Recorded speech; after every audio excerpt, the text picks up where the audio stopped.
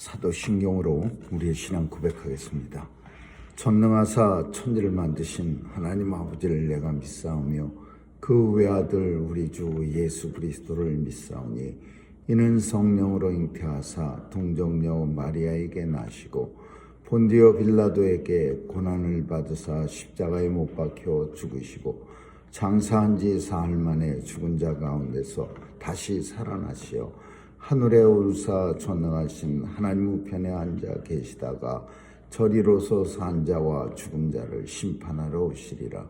성령을 믿사오며 거룩한 공회와 성도가 서로 교통하는 것과 죄를 사하여 주시는 것과 몸이 다시 사는 것과 영원히 사는 것을 믿사옵나이다. 아멘. 사랑과 은혜가 풍성하신 하나님, 오늘도 주의 전에 나올 수 있도록 생명을 허락하시고 또 새날을 우리에게 허락하셨사오니 오늘도 온종일 주님과 동행하며 복된 날 되게 하여 주옵소서. 오늘도 주의 백성들 기억해 주시고 주님 앞에 간절히 기도할 때 우리의 소원 들어응답해 주시고 이루어지는 것 보는 영광 누리게 하여 주옵소서. 오늘도 주의 백성들 주께서 일으켜 세워주시고 연약한 부분 주님의 은혜로 다시 한번 강하고 또 주님의 은혜로 치유해 주셔서 다시 한번 하나님 영광 나타내며 하나님의 사명 잘 감당케 하여 주옵소서.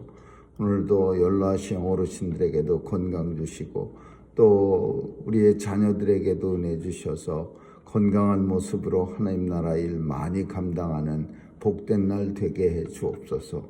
온 세상을 오늘도 통치해 주셔서 하나님이 통치하시는 세상이 속히 임하게 하여 주옵소서. 선교사님들 도와주시고 귀한 사역 통해 복음 땅끝까지 전해지는 놀라운 역사가 일어나는 그런 복된 날 되게 해 주옵소서. 오늘도 죽어가는 자들 참으로 하나님의 은혜가 저들에게도 넘쳐서 주님 앞으로 나오는 귀한 구원의 역사가 나타나게 하시고 이 역사 감당하는 온 성도들 삼아 주옵소서. 오늘 하루도 주님 손길에 의탁하며 예수님 이름으로 기도합니다. 아멘. 우리 찬양 403장 부르시겠습니다.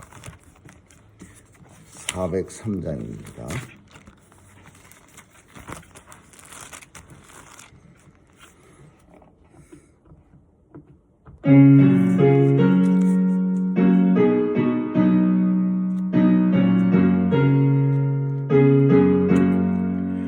나 위하여 십자가에 중한 고통 받으사 대신 죽은 주 예수의 사랑하신 은혜여 보배로운 피를 흘려 영영 죽을 죄에서 구속함을 얻으느니 어찌 찬양 안 할까. 예수 안에 있는 우리 한량없이 즐겁고 주 성령의 위로함이 마음속에 차도다. 천국 음악 소리 같은 은혜로운 그 말씀 끊임없이 듣는 우리 어찌 찬양 안 할까. 이 세상의 모진 풍파 쉬지 않고 불어도 주님 안에 보호받는 우리 마음 편하다. 늘 깨어서 기도하고 저 천국을 바라며 주님만을 기다리니 어찌 찬양 안 할까. 하나님 말씀은 신명기 25장 보겠습니다. 신명기 25장 1절에서 16절까지 한 절씩 교대로 읽습니다. 신명기 25장 1절에서 16절입니다. 사람과 사람 사이에 시비가 생겨서 재판을 청하거든 재판장은 그들을 재판하여 의인은 의롭다 하고 악인은 정죄할 것이며 악인에게 태형이 합당한 일은 재판장은 그를 엎드리게 하고 그 죄의 경중대로 여수이 자기 앞에 때리게 하라. 40까지는 때리려니와 그것을 넘기지는 못할지니 만일 그것을 넘겨 과다히 때리면 네가 네 형제로 천이 여김을 받게 할까 하노라. 혹시 너는 그의 입에 마음을 띄우지 말지니 형제가 동거하는데 그중 하나가 죽고 아들이 없거든 그 죽은 자의 아내는 나가서 타인에게 시집가지 말 것이요 그 남편의 형제가 그에게로 들어와서 그를 취하여 아내를 삼아 그의 남편의 형제된 의무를 그에게 다 행할 것이요 그 여인의 마음 처다들로 그 죽은 형제의 후사를 잊게 하여 그 이름을 이스라엘 중에서 끊어지지 않게 할 것이니라. 그러나 그 사람이 만일 그 형제의 아내 취하기를 즐겨하지 아니하거든 그 형제의 아내는 그 성문 장로들에게 나아가서 말하기를 내 남편의 형제가 그 형제의 이름을 이스라엘 중에 있기를 싫어하여 남편의 형제된 의무를 내게 행치 아니하나이다 할 것이요 그 성읍 장로들은 그를 정한 뜻대로 불러다가 이를 것이며 그가 이미 정한 뜻대로 말하기를 내가 그 여자 취하기를 즐겨 아니하노라 하거든. 그 형제 아내가 장로들 앞에서 그에게 나가서 그의 발에서 신을 벗기고 그 얼굴에 침을 뱉으며 이르기를 그 형제의 집 세우기를 즐겨 아니하는 자에게는 이같이 할 것이라 할 것이며 이스라엘 중에서 그의 이름을 신벗기운 자의 집이라 칭할 것이니라. 두 사람이 서로 싸울 때 한 사람의 아내가 그 남편을 그 치는 자의 손에서 구하려 하여 가까이 가서 손을 벌려 그 사람의 음낭을 잡거든 너는 그 여인의 손을 찍어버릴 것이고 내 눈이 그를 불쌍히 보지 말지니라. 너는 주머니에 갖지 않은 저울추 곧 큰 것과 작은 것을 넣지 말 것이며 내 집에 갖지 않은데 곧큰 것과 작은 것을 두지 말 것이요 오직 10분 공정한 저울추를 두며 10분 공정한 되를 둘 것이라. 그리하면 네 하나님 여호와께서 내게 주시는 땅에서 내 날이 장구하리라.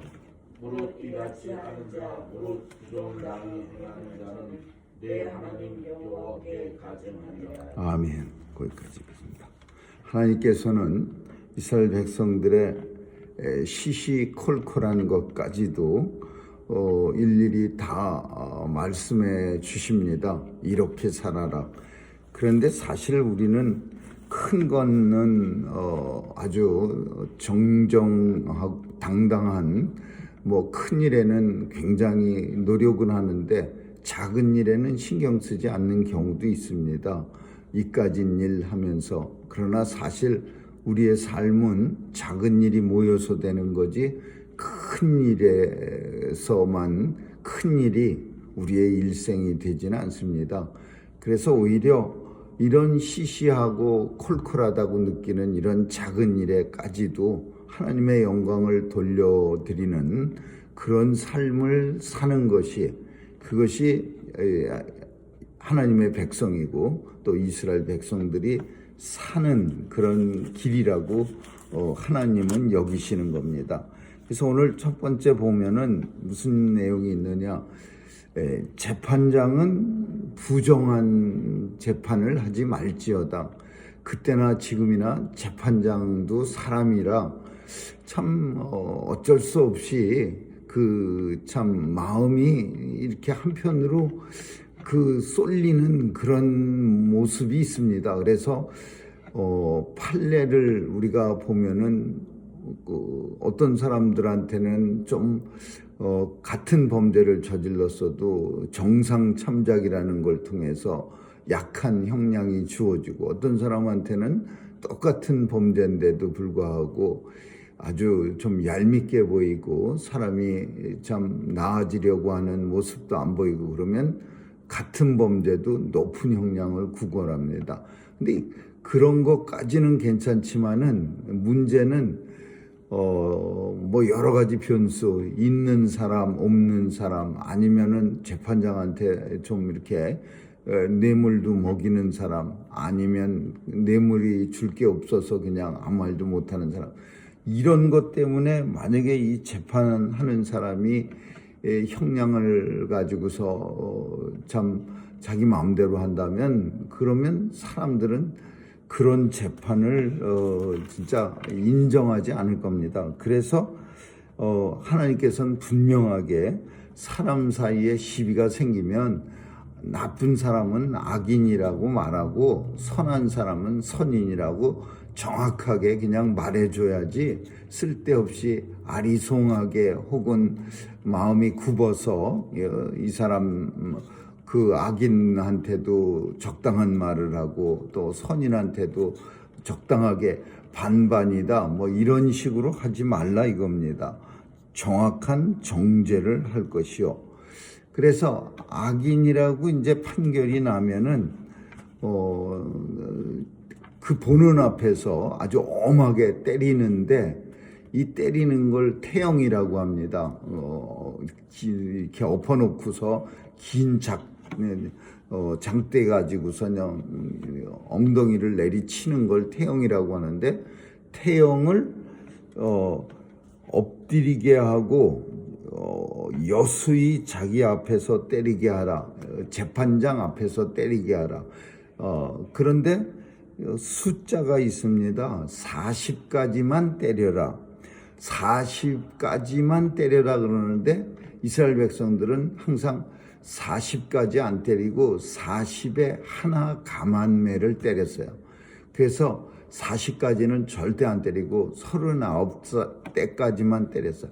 사도 바울이 고린도 전서 11장에 가서 보면은 자기가 복음을 전하다가 만난 굉장히 많은 고난을 얘기하면서 40에 하나 감한 태형을 3번이나 맞았고 그랬어요.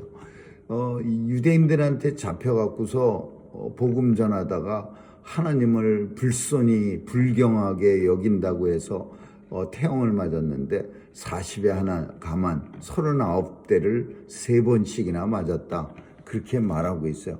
40까지는 때리려니와 그러나 절대로 40을 넘기진 마라.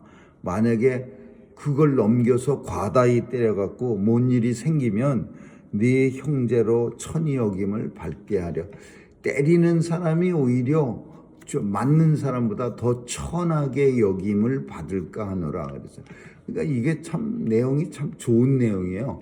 이렇게 때리는, 어떤 때는 잘못했다고 때리는데 때리다 보면은 자기 감정 때문에 더 진짜 맞는 사람이 잘못한 건지 때리는 사람이 잘못된 건지 우리는 구별을 못할 때가 있습니다.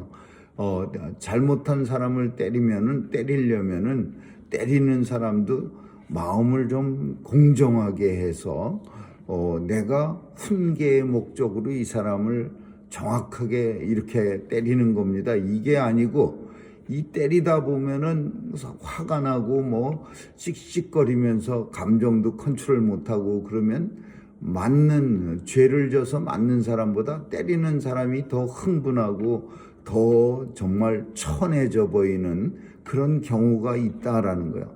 그래서 본문이 과다히 때리게 되면 네가 때리는 사람이 네 형제로 천히 여김을 받게 하려 할 수 있다, 그런 내용이에요.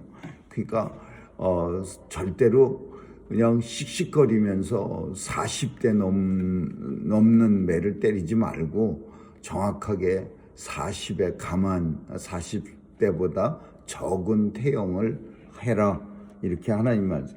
참 하나님께서는 때리는 것까지도 참 범죄인에 대해서 태형에 대해서도 이렇게 율법을 주시는 거죠. 곡식 또는 소의 입에 망을 씌우지 말라. 이것도 참 좋은 내용이에요.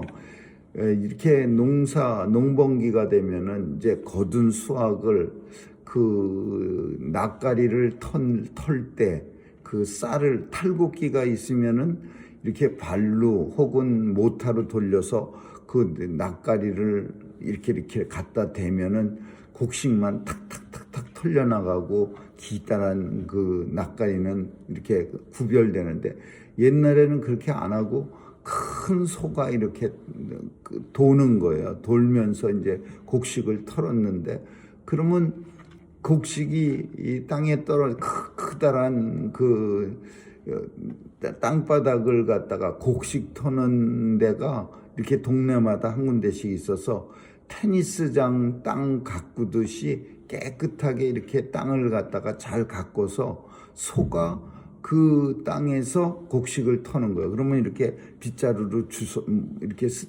담아서 이렇게 한 군데로 모으는. 그러면 곡식을 털다가 소가 그 곡식을 갖다가 막 집어먹습니다. 그럼 그게 아까우니까 곡식 터는 소에 망을 씌우는 거예요. 못 먹게. 근데 이거는 참 잔인한 일이라고 여겨지는 거죠. 하나님 보시기에 참 열심히 일하고 그러는데 그 눈앞에 있는 곡식을 먹지 못하게 입에다가 망까지 씌워놓는다는 거는 이건 있을 수 없는 거예요.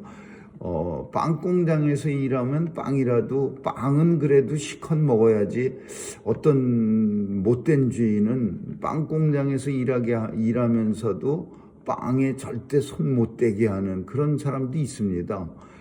사람들이 제가 예전에 들은 기억에는 그 덴뿌라 공장에서 일하는 사람들이 덴뿌라를 갖다가 먹지 못하게 하고, 그래서 몰래 훔쳐가지고 나오다가 걸리고 뭐 그런 것도 들은 기억이 있는데, 주인이 사장쯤 되면 그 자기 공장에서 일하는 사람들이 그 자기가 열심히 만드는 과자나 뭐 빵은 그래도 조금 먹어야 잘 만들고 있는지 맛은 있는지. 그런데 그 절대 못 먹게 하면은 내가 만든 과자나 내가 만든 빵이 얼마나 맛있는지, 얼마나 참 사람들에게 인기가 있는지 그런 것도 모를 거 아닙니까? 그래서 하나님께서는 곡식 떠는 소의 입에 망 씌우지 말아라. 곡식을 떠면서 일하면서 떨어진 그 곡식 좀 소가 주워 먹게 해라, 이렇게 말합니다. 그리고 그 다음 내용은 우리가 잘 아는 내용인데, 이게 형사취수법이라는 내용입니다. 옛날에는 특별히 이스라엘에서는 이게 매우 중요한 거예요.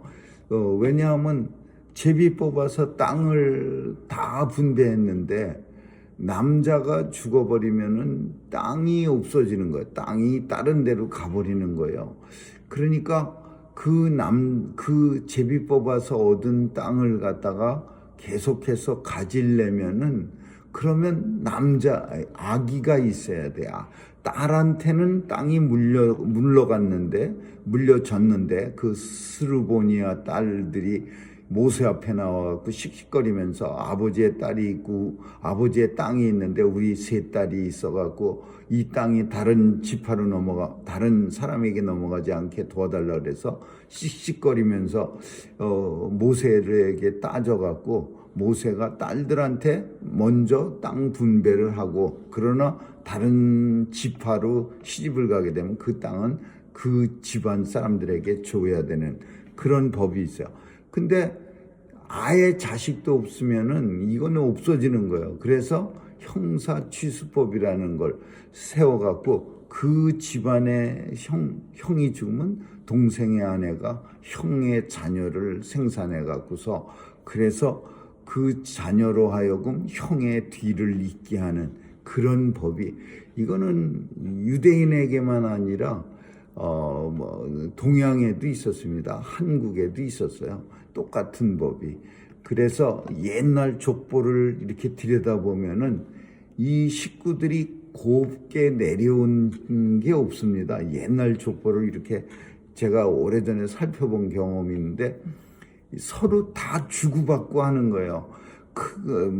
작은 집에 아들이 많으면 아들 중에서 제일 큰 아들을 갖다가 자식이 없는 그 형네의 아들로 보내주고, 근데 그 호족에는 그런 기록들을 갖다가 이렇게 서로 이렇게 화살표 같이 이렇게 해갖고서 누구한테로 얘가 가고 뭐 이렇게 다 써 있어요.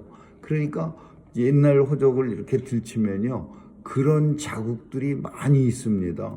막 하나님께서는 참 공평하지 않게 어떤 가정에는 막 힘들게 사는데도 자식을 막 10명씩 주고, 어떤 가정은 또 넉넉하면데도 불구하고 자식이 하나도 없고, 그러면 자식 많은 형제가 그 자식 없는 그런 형제한테 자식들을 갖다가 막 하나도 보내고 둘도 보내서, 그래서 이 자녀들이 다 자기 집안끼리 이렇게 주고받는 그런 풍습이 예전에는 있었어요.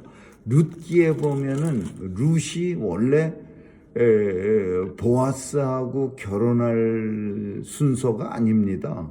보아스는 순서에서 멀리 멀어져 있어요. 1순위, 2순위, 3순위 이런 게 있는데 1순위에 있는 남자는 보아스가 아니었는데, 이 남자가 룻과 결혼하는 걸 싫어했어요. 왜? 그 단순히 결혼하는 것만이 아니라 룻과 결혼하면 나옴이라고 하는 시어머니까지 다 봉양해야 돼요. 그러니까 두 사람의 입을 갖다가 봉양한다는 게 예전에는 그렇게 쉬운 일은 아니었을 겁니다. 넉넉하면 모를까. 그러니까 첫 번째 남자가 나는 내 권리를 무르겠다 그랬어요. 그래갖고서 신발을 벗고서 이제 성문 앞 장로들 앞에서 약속을 하는 거예요. 신발을 벗어서 그 신발을 가지고서 이제 증표를 삼는 거죠. 나는 이 법에서 룻과 첫 번째로 결혼할 자격은 있지만 내가 감당치 못하겠다. 그러면은 그 신발을 벗어서 자기가 감당치 못한다는 걸 증표로 남겨요. 그 다음에 세컨이 보아스였어요. 그래서 보아스가 이제 룻을 아내로 데려다가 나오미까지 이렇게 건사하는, 봉양하는 그런 게 이스라엘의 법이야. 그러면 첫 번째 그 자격이 되는데, 첫 번째 의무의 자격이 아니라 의무가 되는데 물른 사람은 어떻게 하느냐? 이 사람은 사회적으로 지탄을 받았어요. 오늘 본문에 뭐라고 하냐면, 장로들 앞에서 그 성문 앞에 있는 매일 앉아서, 이 성문이 여기가 이게 법정이에요, 법정. 이 장로들이 양쪽 성문 앞에, 지금도 그런 중동에는 그런 시골들이 있을 거예요. 이 사람들 북적북적거리는 그 성문 앞에 쭉 장로들이 앉아갖고 지나가는 사람들하고 인사하고, 뭐 억울한 일 생기면 그 장로들한테 가서 얘기하면 장로들이 씩씩거리면서 중재해주고. 근데 그 장로들 앞에서 뭐라고 말하냐면, 그의 발에서 신발을 벗기고 그 얼굴에 침을 갖다가 퇴뱉어서 형제의 집 세우기를 즐겨하지 아니하는 자, 형제의 집 세우기를 즐겨하지 않은 자, 그리고 그 집에다가 사람들이 뭐라고 부르냐 하면 신 벗기운 자의 집. 신발이 똑바로 두 개가 있어야 되는데 자기 의무를 다하지 못했기 때문에 장로들에 의해서 신발이 벗겨졌어요. 그래서 그 사람 집을 가리켜서 신 벗기운 자의 집, 이렇게 표현해요. 이거는 모욕이에요. 모욕, 조롱하는 거예요. 자기 계산해 갖고서 자기한테 손해갈 것 같으니까 나는 이 의무를 담당하지 않겠다. 이런 의무를 담당하지 않는 사람에게 이만한 모욕이 따르는 거예요. 신벗기운 자의 집, 그리고 얼굴에 침 뱉고 신발 뺏고.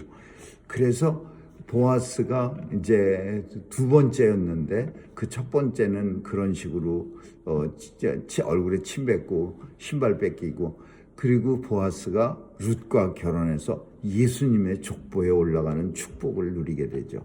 그리고 마지막으로 내용은 야바이 꿈같이 하지 마라, 이런 내용이야. 상도덕에 있어서 정직하게 상거래를 해라. 참 내용이 벌써 모세 시대에 이런 부정한 거래가 있었어요. 가끔 지금은 없겠지만 옛날에 신문에 보면은 뭐 남대문 시장을 그 공정거래위원회 뭐 그런 데서 이렇게 확 갑자기 조사해 갖고서는 저울추를 속이는 사람, 뭐 대박 속이는 사람, 이렇게 저울을 눈금 조절해 갖고서 속이는 사람들 많이 적발되고 그랬습니다. 근데 그 내용이요, 본문에 보니까 사람들 손에 호주머니에다 다른 추를, 너는 주머니에 같지 않은 추를 넣지 말아라. 이게 뭐예요? 이렇게 손님이 볼 때는 이렇게 정상적인 추를 달아서 이렇게 물건을 재는 것 같이 하다가 손님이 이거 한 근 주세요 그러면은 네 드립니다 그러면서 왼쪽 주머니에 있는 추를 쓱 꺼내 갖고서 이렇게 물건을 다는 거예요. 그러면 이렇게 자면은 뭐 싼 거는 큰 차이가 안 나겠지만 혹시 비싼 뭐 금덩어리나 은 같은 거 팔면은 저울추가 그냥 조금만 틀려져도 얼마나 큰 차익을 얻겠어요. 그러니까 호주머니에다가 서로 다른 무게의 추를 2개를 갖고 있다가 싹 봐서 아주 똑똑해 보이고 야무지게 생겼으면은 정상적인 추를 꺼내서 달아주고, 이렇게 봐서 이거는 속일만 하다 생각하면 왼쪽에 있는 조금 작은 덜 나가는 추를 갖다가 싹 달아서 가래. 이런 짓 하지 말라 이거야. 대박도 마찬가지로 큰 대박, 작은 대박 가지고 곡식 담아줄 때 속이지 말라. 옛날 사람들은 한 대박을 가지고서도 이렇게 깎는 거 가지고서 그런 걸 가지고 이제 기술을 써갖고 이렇게 넉넉히 드립니다 그러면서 이렇게 싹 깎을 때 많이 깎아지게 만들어서 이렇게 쌀알을 갖다가 힘들게 살 때 쌀알 한 톨이 귀할 때 대박으로 그 대박에다가 쌀을 싹 퍼서 그 위에 이렇게 훌른 걸로 이렇게 깎아내리면은 손가락을 이렇게 꼽아서 이렇게 깎으면은, 그러면은 아주 나이스하게 깎아주는 것처럼 한 줄을 앞에다가 볼록하게 해주지만 뒤에는 푹 파먹게 돼갖고서 쌀이 한 줌은 없어지는 그런 식으로 해갖고서 장사를 하고, 쌀간들이 장사를 하고 그랬어요. 그런 거 하지 마라 이거예요. 내 집에 똑같지 않은 대박 큰 거와 작은 걸 두지 마라. 오직 공정한 저울추, 공정한 대박을 가지고 장사하라. 무릇 이렇게 공정한 사람한테는 하나님께서 은혜를 내리시리라. 장구하리라. 내게 주시는 땅에서 네 날이 장구하리라. 장수의 복을 허라. 그게 맞는 말 같아요. 날마다 대박 깎고 뭐 거울추 속이고 그런 사람들은 얼마나 마음이 좀 불안하겠습니까?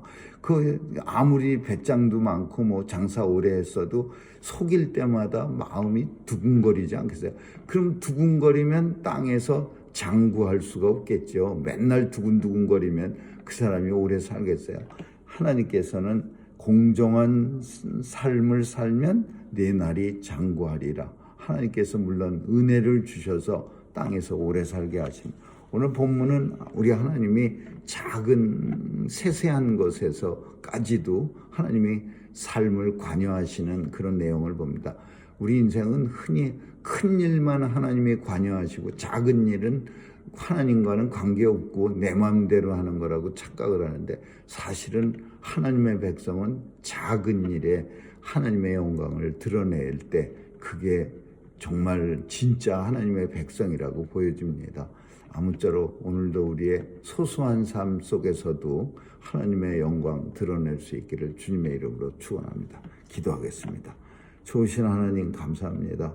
큰 일만 하나님의 일이라고 신경 쓰는 그런 성도가 아니라 삶의 소소한 부분까지도 하나님의 백성답게 살아갈 수 있는 온 성도들로 다 삼아 주옵소서.